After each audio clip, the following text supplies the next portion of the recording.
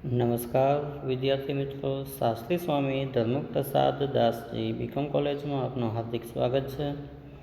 આપણે એકમલક્ષી અર્થશાસ્ત્રના સિદ્ધાંતમાં chapter number 2 અર્થશાસ્ત્રના પાયાના ખ્યાલો વિશે છે એ વાત કરી રહ્યા છીએ. તેમાં આપણે આજે જોવાના છે વટાવનો સિદ્ધાંત. અર્થશાસ્ત્રમાં ખૂબ જ જાણીતો ખ્યાલ છે કે આજના રૂપિયા કરતાં આવતીકાલના રૂપિયાની કિંમત ઓછી હોય છે. તેના માટે અહીં એક કહેવત કહેલી છે, હાથમાંનું એક પક્ષી જાળીમાંના બે પક્ષી સમાન છે. જોકે આ પ્રકારની ઉપમા થોડી ગેરસમજૂતી ઊભી કરે છે કે ભવિષ્યના રૂપિયામાંથી આપણે એટલા માટે વટાવ કાપીએ છીએ કે ભવિષ્યમાં તે મેળવવા બાબતમાં અનિશ્ચિતતા છે. પરંતુ હકીકત એ છે કે અનિશ્ચિતતાની પરિસ્થિતિમાં પણ ભવિષ્યના રૂપિયાને વર્તમાન રૂપિયા સાથે સરખાવવા માટે વટાવ જરૂરી છે. અર્થશાસ્ત્રની અંદર વટાવ એ શબ્દ ખૂબ જ પ્રચલિત છે. આપણે અહીં વાત કરીએ પેરેગ્રાફના સંદર્ભમાં તો કે ભાઈ આજે જે કંઈ રૂપિયા છે આપણી પાસે એ ભવિષ્યમાં એની કિંમત ઓછી થવાની છે. કારણ એવું આપણે કહી શકીએ કે આજની જે પરિસ્થિતિ જે છે આપણી પાસે તેમાં છે એ પૈસાની કિંમત સમયની સાથે ઘટતી જાય છે, કેમ કે મોંઘવારી વધે છે, સાથે સાથે છે અન્ય ખર્ચ પણ વધે છે. તો માનો કે આપણી પાસે આજે 100 રૂપિયા હોય તો એ 100 રૂપિયા આવતીકાલે એની કિંમત ઓછી જ થવાની છે.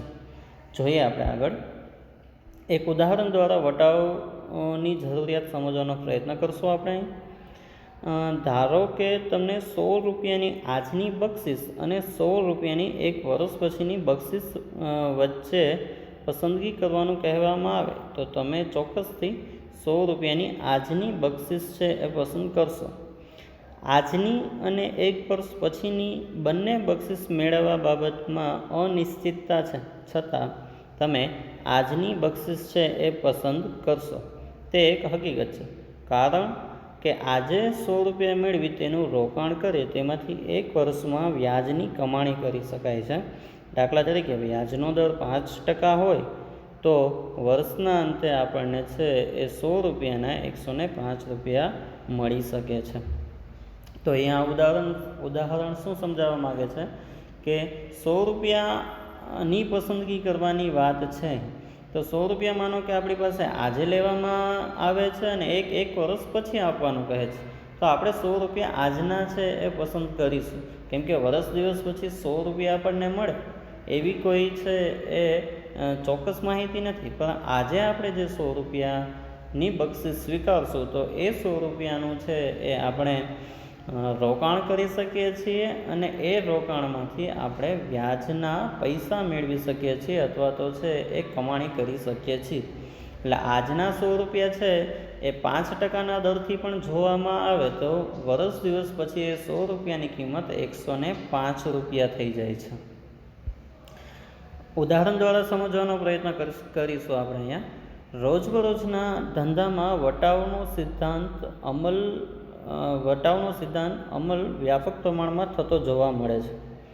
જ્યારે કોઈ વ્યક્તિ પ્રોમિસરી નોટને આધારે બેંક પાસેથી નાણાં ઉછીના લે છે ત્યારે આ સિદ્ધાંત અમલમાં આવે છે. ડેઇલીના ઘણા બધા રોજબરોજના ઘણા બધા છે એ ધંધા આપણે જોઈ શકીએ અને ત્યાં પણ વટાવનો સિદ્ધાંત છે લાગુ પડે છે. બરાબર, કઈ રીતના? તો કે માનો કે બેંક પાસેથી આપણે અમુક પ્રકારના નાણાં ઉછીના લેવા છે, તો ઉછીના લેવા માટે આપણે બેંકને છે અમુક પ્રકારના દસ્તાવેજ દેવા પડે છે, તેને પ્રોમિસરી નોટ કહેવામાં આવે છે. અને એ પ્રોમિસરી નોટના આધારે બેંક આપણે ઉછીના નાણાં આપે છે. અહીં જોઈએ આપણે પ્રોમિસરી નોટ એ રૂપિયા 5000ની હોય તો નાણાં ઉછીના લેનાર તેટલી જ રકમ મળતી નથી, પરંતુ તેમાંથી વટાવ કાપી લીધા પછી જે રકમ મળે છે, જે રકમ વધશે તે મળે છે.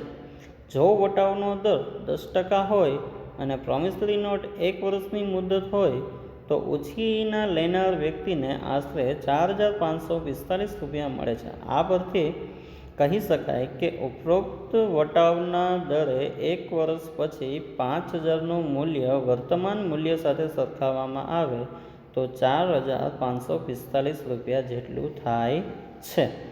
આ ઉપરાંત વટાવનો સિદ્ધાંત શેર અને જમીનગીરીઓના ખરીદ વેચાણ, સ્થાયી અકસ્માતોની કિંમત નક્કી કરવામાં અને મૂડીરોકાણ અંગેનો નિર્ણય લેવામાં પણ છે એ મદદરૂપ થાય છે અથવા તો માર્ગદર્શક રૂપ થાય છે. અહીં આપણે જોઈ શકીએ છીએ કે બેંક પાસેથી 5,000 રૂપિયા ઉછીના લેવા છે પ્રોમિસરી નોટના આધારે, તો એ 5 રૂપિયાની વર્તમાન કિંમત કેટલી થશે? તો કે ભાઈ 4,545 રૂપિયા. શું કામ? તો કે ભાઈ બાકીના પૈસા છે એ વટાવ સ્વરૂપે અહીં બેંક કાપી લેશે. જો કે 1 વર્ષના પછી જે વ્યક્તિ 5,000 રૂપિયાની પ્રોમિસરી નોટ ઉપર જે પૈસા લે છે એને વર્ષ દિવસ પછી તો 5,000 રૂપિયા પૂરા જ આપવાના થશે. એટલે આપણે એમ કહી શકીએ કે 10% જેટલો વધારો કરી અને પછીના પૈસા છે એ બેંકને આપવાના રહે છે. આગળ વધીએ આપણે આમાં. વ્યક્તિગત પેઢીના નિર્ણયોમાં વટાવનો સિદ્ધાંત કામ કરે છે. ધારો કે પેઢી યંત્રનું કોઈ એકમ ખરીદવાનું વિચારતી હોય તો તેણે યંત્રમાંથી જે વધારાની કમાણી થાય તે વટાવયુક્ત મૂલ્યનો અંદાજ કાઢવો જોઈએ. ત્યાર પછી જ યંત્રની ખરીદી બાબતમાં નિર્ણય લેવો જોઈએ. જો પેઢી અન્ય પેઢીની ખરીદી કરે અથવા તો અન્ય પેઢીમાં વિલીન થઈ જાય તો ત્યાં પણ ઉપરની રીત જ વટાવયુક્ત મૂલ્યનો અંદાજ કાઢવામાં આવે છે અથવા તો કાઢવો જોઈએ.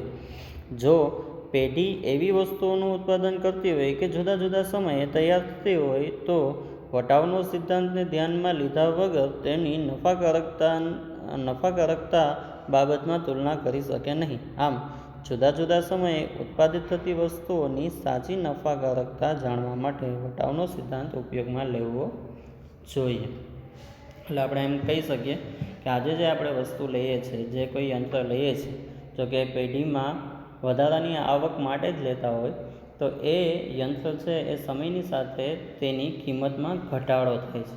તો એ ઘટાડો છે એ સૌપ્રથમ બાદ કરી લેવો પડે અને ત્યારબાદ છે એ વસ્તુની કિંમત નિર્ધારિત થતી હોય છે. તો આજના લેક્ચરમાં એટલું જ.